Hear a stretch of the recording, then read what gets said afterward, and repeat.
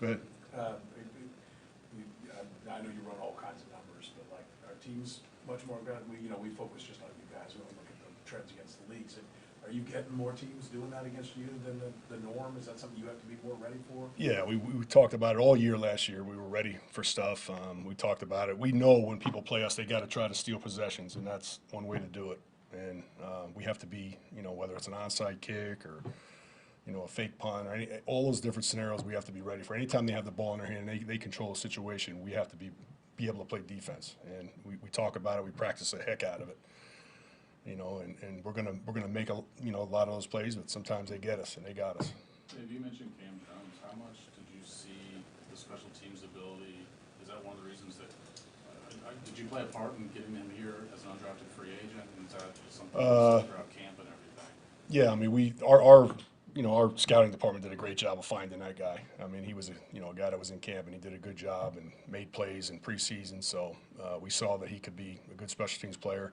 The way the numbers worked out that week, we were able to get him up. He's on the 53. Going forward, he could be up, he could be down, depending on what we do on different spots. And I'm pleased with the way he's developing.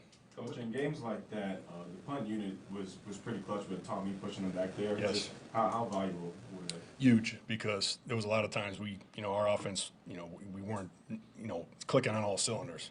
So we had to flip the field. And Tommy, we had 5 punts, 4 of them were outstanding with great hang time, great coverage. Gunners did a good job, and we were able to flip the field. We had 1 bad punt, and it was at the last one.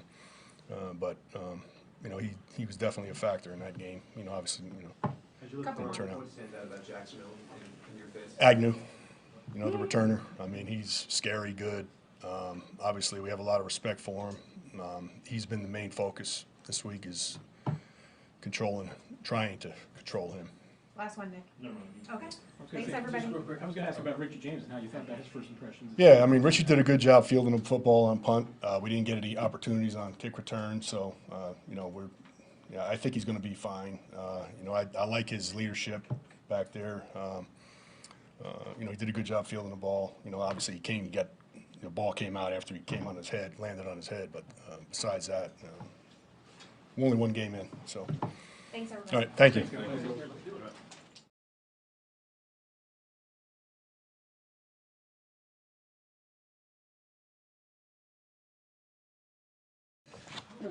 Good to see you, doing great. I'll go quick for you. Listen, I'll go back real. It's been a while since we played that game. I'll just go back real quick. I'll tell you what I told the unit when I saw them. I was proud of the way, overall, with the way we performed, but I also said that it's a bottom line business, and the bottom line was we didn't win the game. So somewhere in there, we needed to find one more stop in the fourth quarter. Could have helped us win the football game. So having said that, that's put to rest. Now we're on to Jacksonville.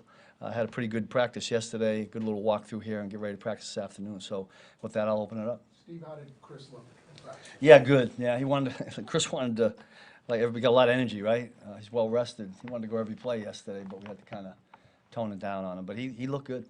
What are your plans for him on Sunday? Well, we'll get through today and tomorrow and see where he is. I'll be curious to talk with him and see how he feels, condition. That's the biggest thing, right? Is the condition. The one thing we don't want to do, or we want to protect against as best as we can, is to not put him in a situation where we get him hurt. We certainly don't want that. And we all know, look, he hasn't had a lot of work up till this point. We'll get him as much as we can, and then try to be smart on game day. What's a reasonable snap count for a situation? I don't want to put a number on it. I really don't. I had 1 year I was in, I forget where I was. We had a linebacker that didn't play very much. It was like, we're gonna keep you at 25, 30, played 60 plays. Yeah, it was like, okay, I don't know what, I can't remember why, but I don't know. It wasn't so much that as the way the game went, or maybe somebody got hurt. Maybe the backup got hurt or something. But it was, so I'm not gonna slap a number on it. Steve, you do anticipate he will play at least some? I do. I'm optimistic about that. Yeah. I know there's a difference between football shape and being, beach bod, right? Yeah.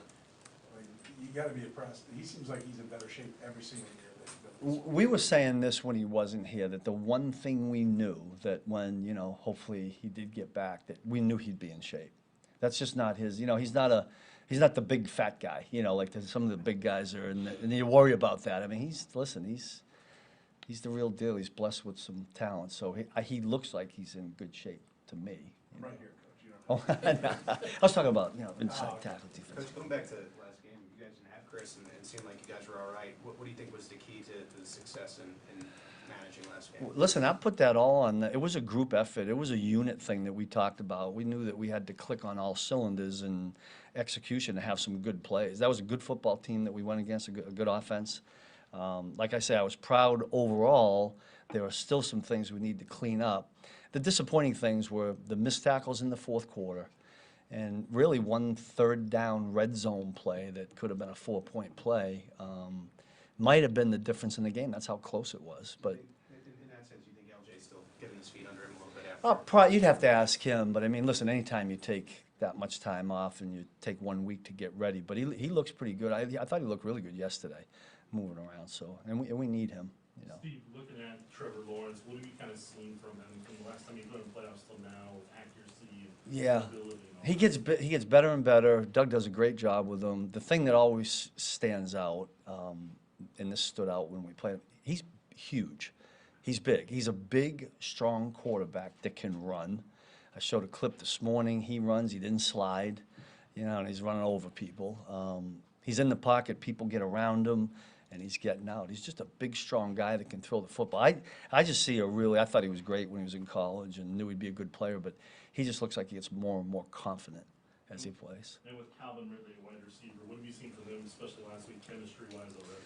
Yeah, really good. And obviously in that game, right? And it feels like, I mean, I know if I'm that quarterback and you have a guy like that and you have a game like you did last week, I mean, I got to believe you got to keep looking to him. And yet, you commit too many people to that one person, and they've got a lot of, this is as skilled, might be as skilled an offense as we're going to play all year. Now, I'm sure I'm going to say that 5 weeks from now about the next team we're playing, but you guys know what I'm saying. I mean, that was skilled last year. You add him to it. I got another running back, right, number 4 from Auburn, so. Coach, Chris is a talented guy, right? Like, when he's not on the field, are there things in this game that you just can't do? I don't. There's probably things that we might add some things when he's not there. We might feel like we need some different things, and when he's there, maybe we don't have to do that. That's probably a better way. And we had to do a little bit of that last week. We had to find other ways to generate some pressure. I thought Mike Dan had done a nice job inside on that one play. The coverage was really good. We had a double on their star receiver and got executed. A good example of everything executed the way it was supposed to, all 11 guys, and we ended up getting a positive play. But, Chris will get right in the fold with the things that we're doing. There'll be some things in there, obviously, that we have always had in for Chris that we wouldn't have had in last week. What challenges going to What this do you guy? think of Felix on, what do you think of Felix? Overall, I think a nice job. First game, in your hometown, probably a lot of eyeballs on him from people that he knew. Solid. I mean, we still got, like any rookie, he's got a ways to go, but I thought he had a solid game. Coach, how much fun do you have putting unusual plays together? We think of Andy as the mad scientist coming up with snow globes and stuff. But you have at a time 5 guys up front, 6 in back, and forcing one-on-ones with the offensive linemen. And it's like, do you get creatively and have fun with some of these things? Yeah, I mean, listen, when you're in this business as a coach, the chess game, the game within the game is a part of it that you really enjoy. That's the challenge in my job, I mean, the bigger challenge in my job is to be able to convey what we put together as coaches, get it taught and conveyed to players so that they can do it on the field. If you can't do, if something's missing there, it doesn't matter how good the scheme is, or how good the players are, if the connection isn't there. So that's another challenge. But I enjoy that. I always have. I learned from a great one, Jim Johnson. You guys know I'd worked for in Philadelphia, and I watched him do it for years, and it's a really enjoyable part of the business. But you don't call Nick Bolton in the middle of the night like Andy calls Patrick sometimes. Nick calls me. In the middle of the night, with an idea. Nah, he hasn't done a middle of the night deal. But Nick, I tell you what, Nick's great that way. He came to me yesterday on something. Hey, I think we ought to do this or not to do that. And Chris likes to come to me with ideas on creative things. They're usually designed for Chris.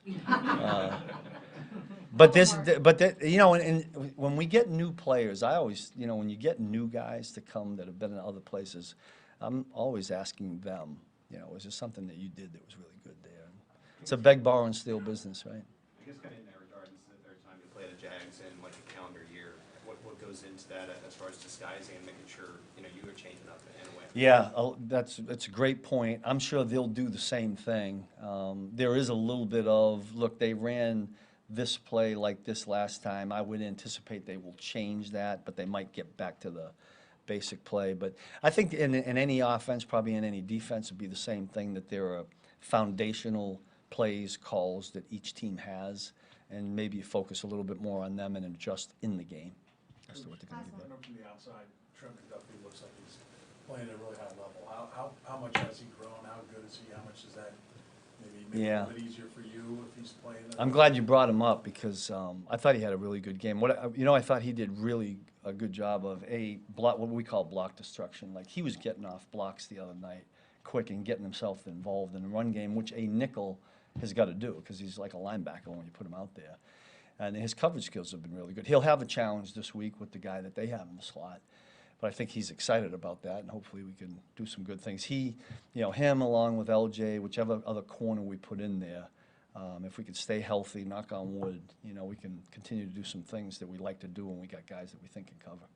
Thanks, everybody. Thanks, All right, everybody. good, yeah. Have a good day.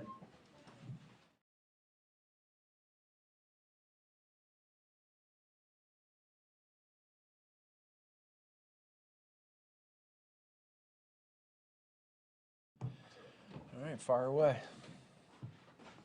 Matt, are there specific improvements you're looking for, other than catching the ball, of course, from the wide receivers and the receiving group in general on Sunday? Yeah, I think for us the biggest thing is we know in that game what went on, and the ones that jump out, obviously you can look at the drops, but really we as a coaching staff just always start by looking at us, looking at the players, and then trying to figure out like what's the solution. So when you get into a game like that, whether it's throws, passes, you know, catching, runs, whatever it is, you got to be real when you go through that. And the best part about the group of guys that we have in that receiver room is that they all know how much we trust them, and that's one game, and they know that they can be better. But at the same point in time, they know that we believe in them. And you know, I know the drops was a big deal for all of us, but we got to be able to, whatever that is, whatever that means,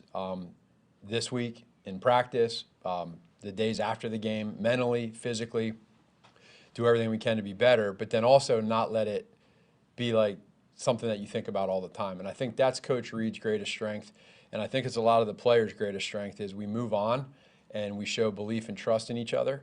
And then we understand that when we get back out there, we all need to be better, everybody.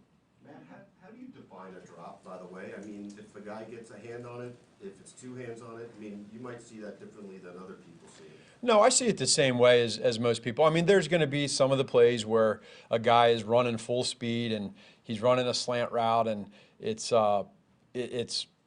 there's no one on him. It's not contested, but it hits his hands, but it's a difficult catch. You know, I think there's levels to different types of catches, and everybody sees it differently until you're the wide receiver and you have to actually run out there and try to catch the ball and have somebody get ready to hit you, have somebody on your back. It's not easy, but these guys are professionals. They know that, and I think that's, again, I keep going back to who we are, our identity in that room as an offense, and really it's a team in general, and it starts with Coach Reed, is we believe in one another. We trust one another, and we're excited to get back out and show what we're able to do. And Coach, what causes that? Did you feel that hand on it, but maybe Patrick could have gotten it a little more in stride and better? I mean, is that part of the... Yeah, that's absolutely all a part of it. I mean, there's accuracy in every throw.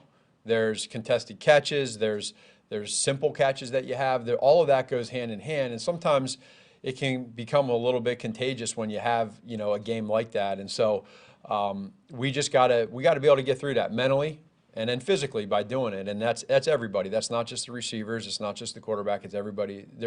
Whether it's the O-line with blocking, whether it's us as coaches, how we're teaching it, all that stuff. It's all hand in hand. But Coach, when you don't see it in the preseason, you don't see it at camp, and all of a sudden you see it through various people. What do you think causes that? Yeah, I don't know if I have an exact answer for you other than let's make it end quickly. And the way to do that is to come out this week and have a great game and put that behind us and not, again, you can sit there and talk about it all day long in practice and always bring it up. That's not what the players want. That's not what we want. We need to be able to let them know what we expect and the standards here in this offense and execution, details, fundamentals, all that stuff that's rather simple. And then they just go out and do it. And then if they know that you believe in them, that's a big part of getting over those hurdles, and those players know that. Is it your expectation that Travis will be up Sunday, and what kind of boost could that provide? Again, I think that's something, that's a Coach Reed, Brett Veach, all that. I mean, I thought he looked good yesterday in practice, which was great to see. But again, all of that is probably hourly, daily, whatever you want to say. And we as coaches and offensively, we just got to be prepared for both sides, just like it was last week. Matt, how much are you guys still in the process of getting wide receivers and quarterback on the same page, especially with the option round type stuff you guys run? That's probably an ongoing thing, and that's every year whenever you have new players. If it's somebody that was here the previous year, you want to grow from that. And I think that's a lot of times it's about the offenses that find their identity that season the quickest. Every year, no matter who you are, whether you've had a quarterback that's been there 15 years or 1 year. It takes a little bit of time to figure out who your players are and how you want to use them and how they go. And the teams that find it the quickest get going the best usually. So right now, it's just a matter of just letting these guys go out, keep working towards their strengths, and going to go play football and play fast. Couple more. How do you want a follow-up to what Sam said, like, you kept 7. And I know it's always great to spread the ball around and not know where the ball's going, all that, but is it harder to keep that many guys, in sync, to get that many guys in sync? No, it's not harder. It does give you depth, but at the same point in time, it probably goes back to when we're in practice. If you're an 11 personnel, you have 3 wide receivers that are out on that play in practice. That's 3. That means you got 4 guys that aren't in that play, and getting the timing. But that's very common. It's the guys that aren't out there at that time for that rep that got to mentally be locked in, and then also be able to steal reps as well off to the side with the quarterback and stay locked in that way too. So it's just a combination of all of that. By no means makes it harder. It just allows those guys to kind of figure out what position they're at, what they do well, and then how do we fit them into what we think we do well conceptually. And then Darius said yesterday, the coach told him, like, calm down. Yeah. You just need to calm down. Is that old adage in sports, be quick but don't hurry, that maybe he's? 100%. Yeah, you want to. These guys, trust me, these players that were out there playing last Thursday night, every one of them want to win just as much as us, and they all care. And so they get more opportunities to show what they can do and what they're all about. And I think that's the beauty of sports. It's the beauty of our team. The people that we have in this building is there's a belief and trust, and so now you feel that, and it's not a Debbie Downer, you're hanging your head and you don't want to go out to practice, you're worrying about drops. No, that's not where we're at. We're about going the other way, being positive. 3 more. Blair, Could you speak to Nick. the issues in the running game, and how do you get more production from the running back? I think for us specifically, a lot of things, and it's crazy to say, with Patrick, but this offense, I mean, being able to run the football and have Patrick and the rest of the guys on this offense, it certainly helps. And Patrick used his legs when he needed to help in the run game with some scrambles on first, second, not just third down, but also first and second. But we know, and our offensive linemen know, that every week they want to be able to protect and they want to be able to create holes for the running backs to find those holes. And you'd love to average 4.5 yards per carry, which is great because it makes second and third down a lot easier. But again, that's a focus for us. We want to keep being great at it. And the way to do that is to have solid execution all week in practice and then take it to the game on game day. Yeah, Matt, when it comes to short yardage situations, regardless of the play, what are kind of the key points or maybe mentality you need execution-wise to convert? So a few things with that. I will say it's pretty. You'll see, and it's tough to get 1 yard in those got-to-have-it situations. That said, whether it's a run or a pass, it's about the execution. It's about doing whatever you need to do to get that 1 yard. And so you watch games across the league, and it is not easy. So we just need to do whatever we can to make sure, whether it's a run, a pass, whatever, that we are finding a way to move the sticks on 3rd and 1. And however that is, we need to do it. And we understand that last week wasn't good enough, and we need to get better there. Coach, Skyy had some, as a rookie last year, had some up and downs last season. He's expected to take that next step as not a rookie anymore. So how does he move on from last week? Pretty easily. I mean, I look at Skyy, and if there's one guy on that offense, when you talk about the mental side and just how do you get back to the next game, I mean, he went through, what an awesome story of him last year going through what he went through with some of the muffs and punts and special teams, and then for him to do what he did at the end of the year. And me just knowing Skyy, who he is as a person, how mentally resilient he is, I have no concerns at all that he's going to be able to bounce back and have a great year.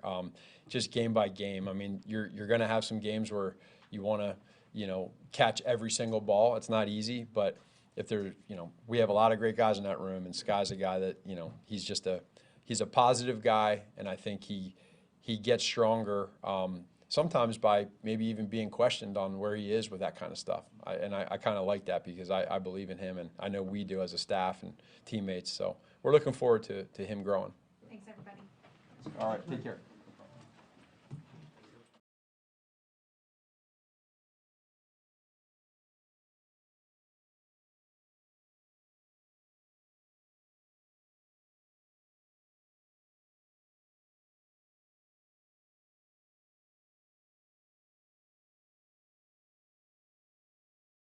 Doing.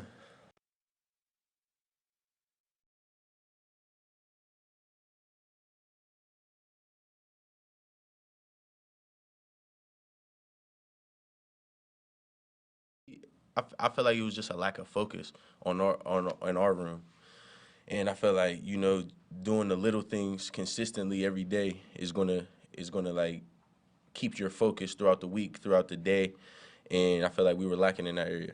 Skyy, can you give us a sense of what the mood's been like in the wide receiver room this week? It's been good. We had a good practice yesterday. We got to watch the film as soon as we came in on what was that, Tuesday, and we're on to Jacksonville. How did you personally just handle last Thursday? It sat with me a little long because we had that, we had a decent break, but I flushed it though. I'm good. I'm on to Jacksonville. Besides catching the ball, are there specific areas of improvement you're looking for from the receivers and yourself on Sunday from what happened against the Lions? Just every aspect. We understand that wasn't our best performance, and it needs to get better.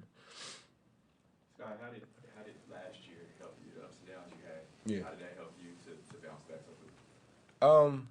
Just knowing that this is life. Like, life will hit you. There's going to be upsets. There's going to be downs in life. So you can't stop. You got to keep going. We see guys that look at social media as soon as the game is over, right? Yeah. Try to pull up their name, see what's been talked about. Yeah. How do you block all that out? Don't do it. Just don't. As cliche as it seems, you just got to like stay in your own little bubble when stuff like that happens and get right with yourself. So you're able to come back, make a bounce back. When you have a game that you're not as happy with, how does Pat kind of reinstill confidence with you maybe after the game or throughout the week, the next week? Pat, Pat's great with stuff like that. Just always making sure, you're in a great headspace. So like even if like you see it all the time, like if you see somebody drops the ball in the game, he's coming right back at you, trying to get you to forget about it. So I feel like just the whole locker room has been doing good. Is just flipping to the next page. What can this receiver core do against Jacksonville? How do you evaluate their defense? They got a good defense. They got a lot of like long athletic corners, and their secondary is pretty solid. So I feel like it'll be a good matchup, and we can go out there and give a better effort than last week for sure. Skyy, when you guys, Sorry. Is there something you're dealing with your thumb or something? No, I just jammed it a little bit. It's trying to keep the impact off of it, but it's cool right now. so Skyy, when the play's covered and everything, you guys got to take off and scramble drill and just try to find spots. What are you going through to be able to get open and find that viable option for Pat to throw to? It's kind of like a feel thing. It's hard to explain. You just gotta basically just find the space and give them a window to throw. Can you take us through what was going on, what maybe your role was on the 4th down play, what you were thinking, ball in the air, was it a breakdown, was it, I know Yeah. you had to kind of move out a little bit, just take us through what was going on your end? Yeah, it was kind of it definitely broke into a scramble drill. So I just tried to like I tried to find space. I really just tried to find space, and as I'm running, I felt like Jay Watt and his defender in like my area. So I kind of hesitated a little bit on once the ball was in the air. I didn't know if he threw it to me or not. So it was kind of like a whole weird scenario. So 25 yards down the field is not Yeah. normal. Like, was it kind of hard to kind of find your landmark on where you were trying to get to as well, going that far? it was kind of like we got to get the first down no matter what it looks like. So that's what I was thinking at least. How close did you come to catching it? It's hard to tell from where.